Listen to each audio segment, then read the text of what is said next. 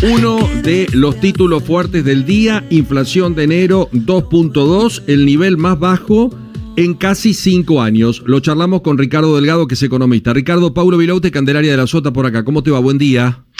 ¿Qué tal? Buen día, ¿cómo les va? Bien, un gusto saludarte. Yo decía, igualmente, tal vez viste que uno no se conforma nunca, todavía alta, pero ya metiéndonos en las ligas donde hablamos de la mensual de Bolivia, de Paraguay, de Uruguay. Ya estamos como jugando en otro territorio, aunque es alta, pero bajó muchísimo. ¿Qué tenemos que mirar? ¿Qué parte del vaso? Bueno, yo creo que hay que tener en cuenta esto que vos planteás, pero hay que mirar también el éxito que en un año el gobierno ha logrado de bajar sensiblemente la tasa de inflación. Yo te diría que obviamente a nivel internacional y también regional es una tasa de inflación mensual muy alta, pero sin duda estamos, me parece, en el buen camino, digamos. Y de hecho, cuando uno mira las encuestas de opinión pública, la inflación ya dejó de ser el principal problema de los argentinos en términos de preocupación, ¿no? Ahora, dicho esto, Paulo, me parece que el punto central es cómo sigue la película, claro. Y ahí empieza a hacerse más difícil perforar este 2%, para decirlo en términos redondos, mensual, precisamente porque hay condicionantes que los podemos ir enumerando por uno, que de alguna manera condicionan esa lógica de seguir reduciendo la tasa de inflación. ¿Y por qué es tan difícil ahora perforar? Porque tenés que ir a un orden más extremo, a rascar más profundamente, porque uno dice, llegamos siempre al 2 y ahora cuesta perforar ese número. ¿Qué habría que hacer para poder perforarlo, como hacen otras partes del mundo, ¿no? En Brasil, sin ir más lejos. Bueno, Brasil el año pasado cumplió 30 años el Plan Real, que justamente pulverizó la tasa de inflación, 30 años. O sea, primero necesitas mucho tiempo para bajar la inflación. Para llevarla a los niveles brasileños, para ponerlo en términos que hoy está en 5% anual la tasa de inflación en Brasil. Ahora, dicho esto, el gobierno está intentando, puso toda la carne en el asador, para ser bien gráfico, que fue un muy fuerte ajuste fiscal en muy breve tiempo, en apenas un mes.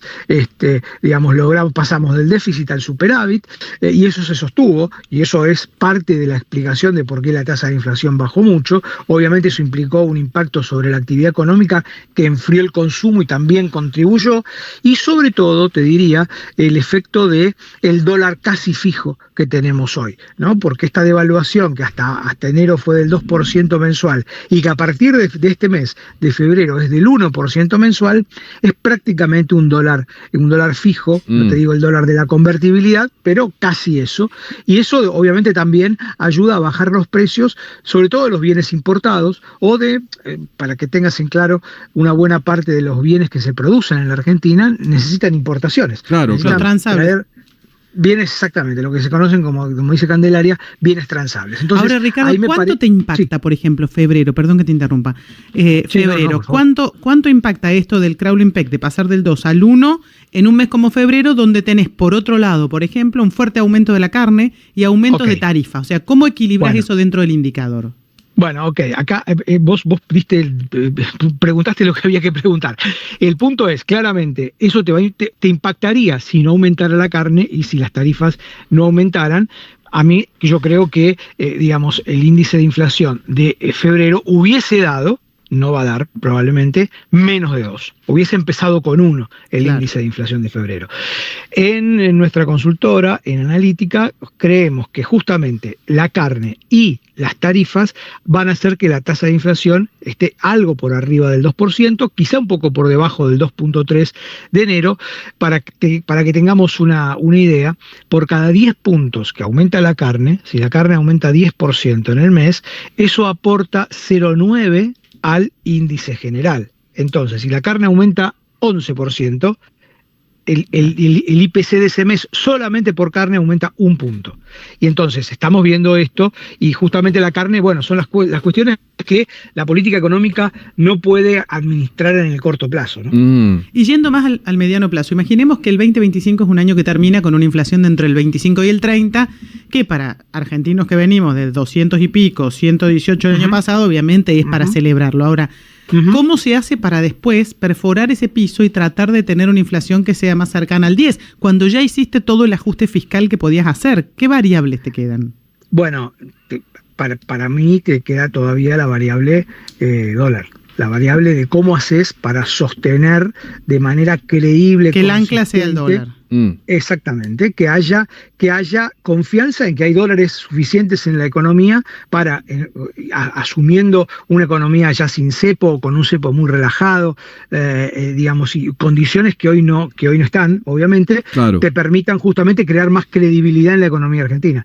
Todavía se logró una primera etapa. Esto es como que sacaste de la terapia intensiva al paciente, pero el paciente sigue teniendo una enfermedad crónica, que es la inflación a estos niveles todavía muy elevados en el contexto internacional. Claro, salimos de terapia intensiva. Estamos hablando con Ricardo Delgado para entender la inflación. Ricardo, viste que esto es una cuestión de fe. La Argentina, yo bendigo que Marco Lavagna, gracias a Dios, siguió en el INDEC del kirchnerismo al de La Libertad Avanza, pues si no, hoy sería un escándalo. Pero como es cuestión de fe, mucha gente dice, sin saber absolutamente nada, esto no es creíble, la verdad es que estos números son dibujados, son inventados, lo hacen para favorecer al gobierno. ¿Qué decimos de todo esto? Bueno, primero hay que decir que el INDEC volvió a ser, por suerte, el Instituto de Calidad de la Provisión de Estadísticas Públicas de la Argentina, y esto es, creo yo, mérito también de Marco Lavagna y de la decisión política del gobierno de sostenerlo, ¿no? De haberlo sostenido, digamos. Esto me parece importante, como bien vos decís. Segundo, es verdad que cada uno tiene su propia inflación. Esto es así. A ver, te digo básicamente por qué. De hecho, el índice de inflación de la ciudad de Buenos Aires dio 3,1. 3,1, claro. Enero. O sea, para los porteños la inflación fue más alta. Y esto es así. Y en segundo lugar, digamos, lo que mide el INDEC es la inflación, es un promedio de todo el país, de 24 regiones que consumen distinto, que tienen gustos distintos, costumbres distintas, canastas de preferencias diferentes. Y eso me parece que también hay que tenerlo en cuenta.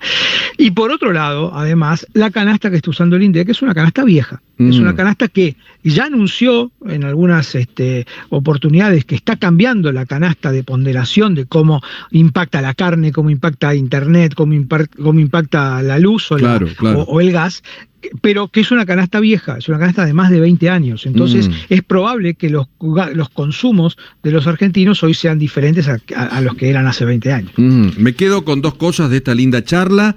El ejemplo de Brasil, 30 años de un mismo plan para bajar la inflación, porque es fácil subirla, pero muy difícil bajarla, y que salimos de terapia intensiva. Así que cuando vamos a ver a la Argentina, al hospital, por lo menos vamos a sala de intermedia, ¿no? A una sala de terapia intermedia, exacto, te diría, que hay que seguir trabajando fuertemente porque, digamos, la inflación es el peor de los males de la Argentina y por desgracia los últimos gobiernos no lo han entendido así. Te mandamos un abrazo grande, Ricardo. Buen fin de semana. Igualmente, muchas gracias. Que estés muy bien, ¿eh? El señor Ricardo Delgado explicando muy fácilmente es muy claro el tema de la inflación.